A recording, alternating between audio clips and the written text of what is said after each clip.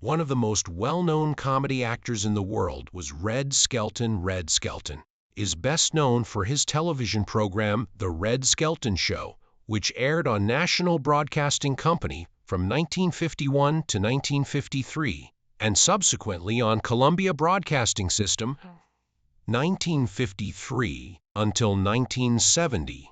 Skelton had an endearing personality, was a talented penman, and had a career full of paradoxes. He also acted in a number of comedies. Born on a warm July 18th in 1913, Skelton entered the world as Richard Bernard Skelton, his father a clown in the Hagenbeck and Wallace Circus, tragically passed away before his son's arrival left to navigate a world plagued by scarcity. Young Red grew up in the clutches of punishing poverty. Despite these hardships, his spirits remained unyielding. At the tender age of 10, Skelton embarked on a journey into the realm of show business. He honed his craft in various arenas, from stock companies to tent shows, burlesque to vail. The stage became his playground, the audience his muse. It was during the 1930s that a stroke of comedic genius struck Red Skelton. A formula emerged, allowing him to extract humor from the idiosyncrasies of everyday people. His gift for pantomime flourished, and he soon crafted a routine that brought the light to audiences worldwide. A routine that centered around the peculiar ways people dunked their donuts. This gem of comedic brilliance was eventually immortalized in a two-reel short film called The Broadway Buckaroo. In the year 1938, Skelton took his first steps into the world of films. Radio Keefe Orham Studios recognized his talent and hired him to bring his veil routines to the silver screen in a movie called Having a Wonderful Time in This House. Film. One of Skelton's most memorable scenes in the film, in which he played Itchy Faulkner, the entertainment director of a resort camp tucked away in the picturesque Catskill Mountains, focused on the humorous ways individuals climb a set of stairs in spite of his excellent performance. Skelton's fortunes changed in 1940. When the prestigious Metro-Goldwyn-Mayer studio chose to use his comedic abilities as relief in movies like Flight Command and two Dr. Kildare films, even though Radio Keefe Orham had not expressed a continued interest in working with them. This was his first significant role that really catapulted him to stardom. In the 1941 successful comedy writer's adaptation of the film Whistling in the Dark, Skelton was cast as Wally Benton, also known as the Fox, a radio comedian who solves mysteries. Nat Perrin added some clever lines to the script that were suited to Skelton's distinct style. This signaled the start of a string of whistling movies, such as Whistlin' in Brooklyn 1943 and Whistling in Dixie 1942, but they might not have been wildly funny. Although they were part of the prestigious Metro-Goldwyn-Mayer studio, they carried a simple and pleasant charm that represented Skelton's best work in the film medium.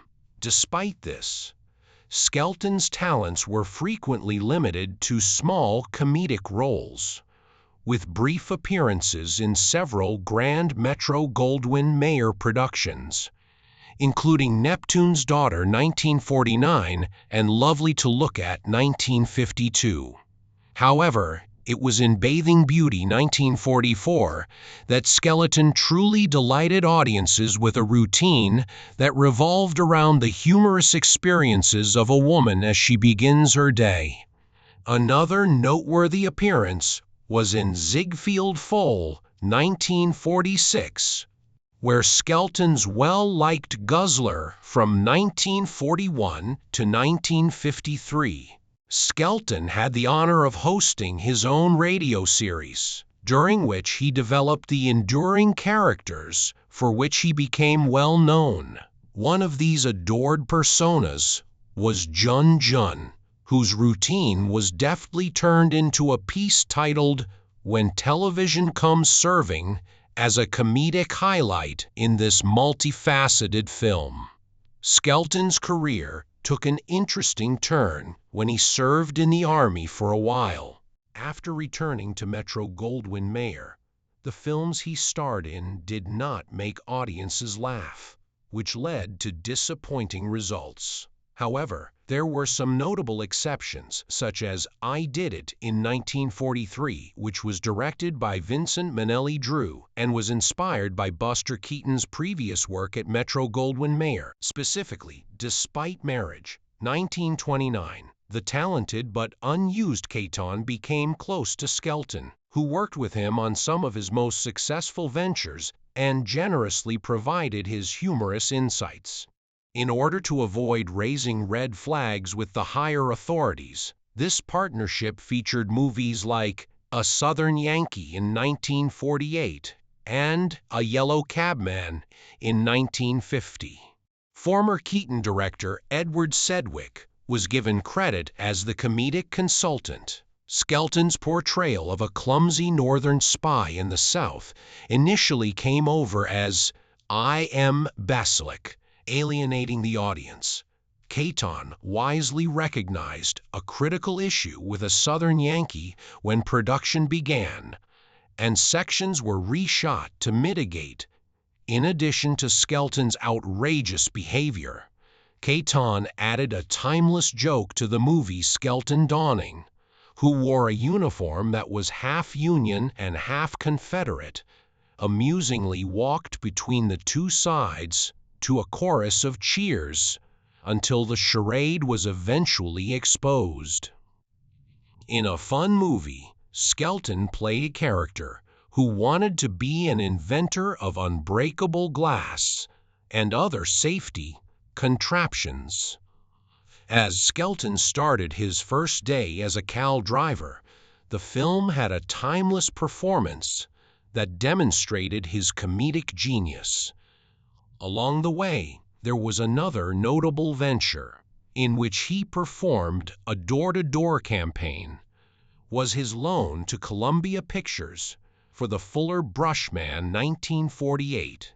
Skelton made a brief appearance in the murder mystery salesman movie, which was so successful that it was followed by a sequel called The Fuller Brush Girl 1950, starring in a similar Lucille Ball. One of Skelton's most remembered lines came when it was announced that Harry had died. When K.H., the head of Columbia Pictures, saw how many people showed up for Khan's funeral, someone remarked that it was unexpected considering Khan's bad reputation.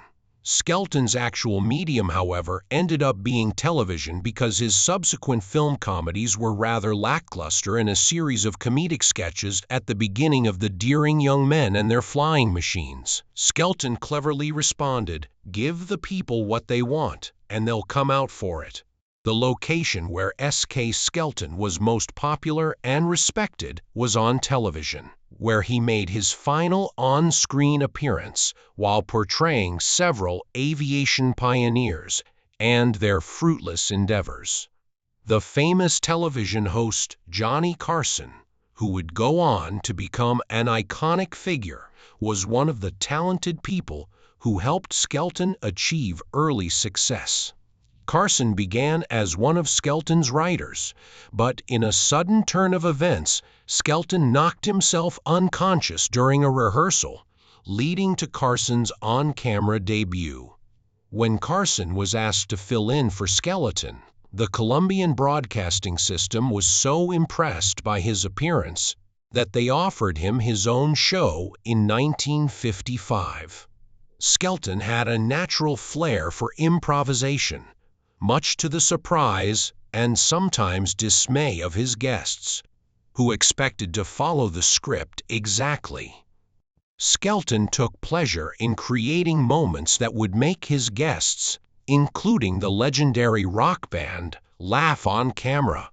Skelton's show gained historic importance when the Rolling Stones made one of their first TV appearances on it. Despite Skelton's career success, tragedy plagued his personal life. In addition to his second wife's suicide attempt, which added to the skeleton's suffering, his 9-year-old son Richard Jr. sadly lost his fight with illness. As a result, Skelton's work became more solemn, and he started losing fans. In his later years, he started painting, producing a notable series of clown faces. These paintings became very popular and were sold in art galleries all over the nation, proving to be a profitable endeavor. Unfortunately, Skelton died of pneumonia in his Rancho Mirage, California, home on September 17, 1997, at the age of 87. His legacy as a beloved entertainer endures through his contributions to comedy and his lasting influence on television and art. Goodbye, legendary entertainer Red Skelton.